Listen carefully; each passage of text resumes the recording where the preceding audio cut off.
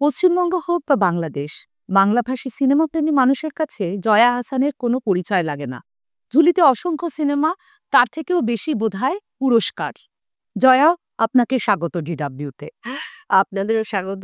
আপনাকেও স্বাগতম এবং আ মানে আমার দর্শকদেরকে অনেক, অনেক শুভেচ্ছা, কৃতজ্ঞতা। গত অগাস্ট মাসে একটা পালাবদল হয়েছে বাংলাদেশে। আ একজন শিল্পীর জীবনে, শিল্পী সত্তায় কোনো রাজনৈতিক টানাপোড়েন, রাজনৈতিক পালাবদল কিভাবে প্রভাব বিস্তার করে?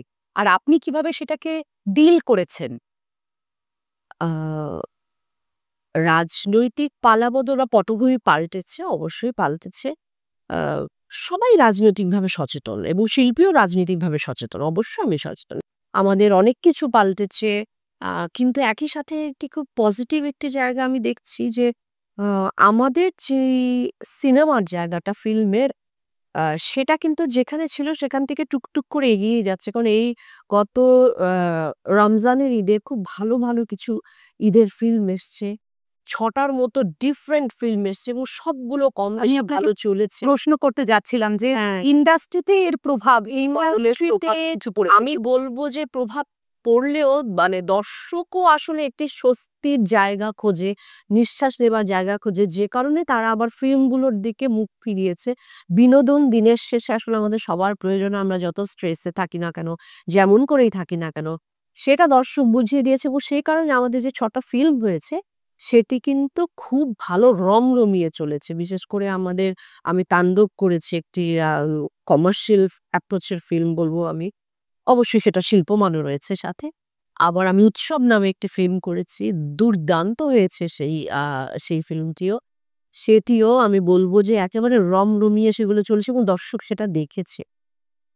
এটা খুব আমরা কিন্তু আমাদের ইন্ডাস্ট্রি অন্যান্য সমস্ত সেক্টরের কথা আমি বলতে পারব না, সে দায়িত্ব নিয়ে তারাও বলবেন। বাট আমি বলছি যে আমাদের ইন্ডাস্ট্রি কিন্তু থেমে থাকেনি। আমাদের বাংলাদেশের বাংলা ইন্ডাস্ট্রি কিন্তু খুব ভালো, ভালো কিছু কাজ অ্যা হয়ে যাচ্ছে। তারা থেমে থাকেনি। আমরা সবাই মিলে করে যাচ্ছি। পট পরিবর্তনের পরে আপনি লাগাতার কাজ করছেন। কোথাও কোনো আ মানসিকতার পরিবর্তন মানে কলকাতা তো আদতে আপনার পাশের পাড়া ছিল। এখানে তো আপনার বাসা। কোনো বাস কাজ করতে গিয়ে কোনো মানসিকতার পরিবর্তন, দূরে সে সম্পর্কের প্রভাব আপনার ব্যক্তিগত সম্পর্কে কখনো পড়েছে বলে না আমি সেটা এখানে একেবারেই পাইনি। একেবারেই পাইনি। কারণ এখানে একটি বিষয় আসলে বলবার মতো যে আমরা আর্টিস্টরা তো আমি ১ম থেকেই বলি আর্টিস্টদের কোনো ভূগোল মেনে আর্টিস্টরা হয় না। আমাদের সংস্কৃতি এক, ভাষাভাষী এক, আমাদের অনুভূতিগুলো এক, আমাদের সংস্কৃতি, কালচার সবই এক। আমরা বাংলা ভাষাতে কথা বলি। আমি বাংলার জন্যে কাজ করি এবং সবচেয়ে বড় কথা আমরা আর্টিস্টরা সেটা আমার এই বাংলারই হোক, ওই বাংলায় গিয়ে পরম কাজ করছেন, ওখানে পাওলি কাজ করছেন। আমাদের কাজটা কি? আমি এখানে এসে কাজ করছি, চঞ্চল চৌধুরী কাজ করছেন। আমাদের কাজ হচ্ছে হলো সংস্কৃতিকে জোড়া লাগানো, জুড়িয়ে দেয়া। সেটা পার্থক্য ভিন্ন মত কিছু সময়ের জন্য হতে পারে। কিন্তু আমরা সবসময় জুড়বার চেষ্টা করে যাই এবং জোড়া দেয়াটাই আমাদের কাজ। আমি আমার জায়গা থেকে এটাই আমার রাজনীতি, এটাই আমার ধর্ম, এটাই আমার মানবিকতা। মানে এটাই আমার সবকিছু। 'ডিয়ার মা'র মতন একটা ছবি আপনাকে আকর্ষণ করল কেন? আমাদের তো গল্প বলা কাজ। যত নতুন গল্প বলতে পারবো, যত নতুন অভিজ্ঞতা আমার ঝুলিতে নিতে পারবো, সেটা একটি বিষয় এবং আ অনিরুদ্ধ রায়চৌধুরীর সঙ্গে কাজ করবার লোভ। অনিরুদ্ধ রায় চৌধুরীর সাথে এর আগে 'খড়ক সিং' তাতে ভারতবাসীর কাছেও আপনি একটা পরিচিত নাম হয়ে উঠলেন।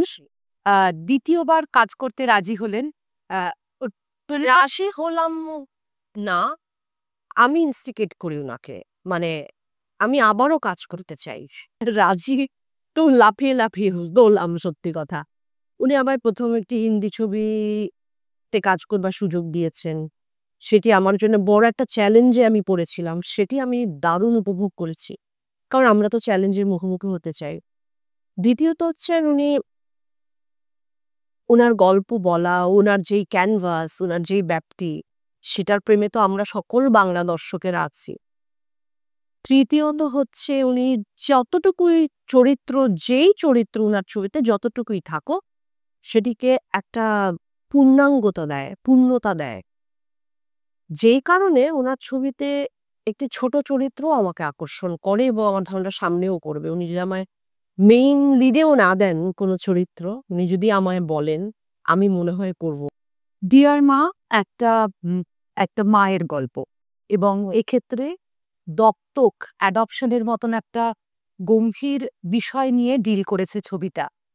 আজও ভারতে এবং সাবকন্টিনেন্টে বিভিন্ন জায়গায় অ্যাডপশন নিয়ে নানান রকমের আহ, মানে ট্যাবু আছে, নানান রকমের মনের আহ, ভয় আছে, সংকীর্ণতা আছে।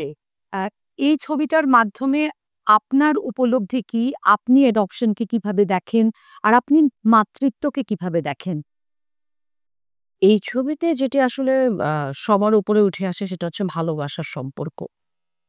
বায়োলজিক্যাল আ বায়োলজিক্যাল মাদার না হয়েও আ মাদারহুড যে এনজয় করা যায় এবং সেটি যে একটি জায়গায় পৌঁছানো যায়, মাদারহুডের যে একটি সার্থকতা রয়েছে, মাতৃত্বের সার্থকতা, এই ছবি সেই গল্পই বলে।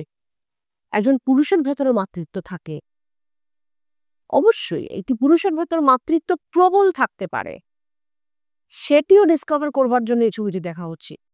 আর একাধারে একজন মা বাবাও হয়ে উঠতে পারেন, মাও হয়ে উঠতে পারেন। সেটি আমার নিজের জীবন দিয়ে আনবুঝি।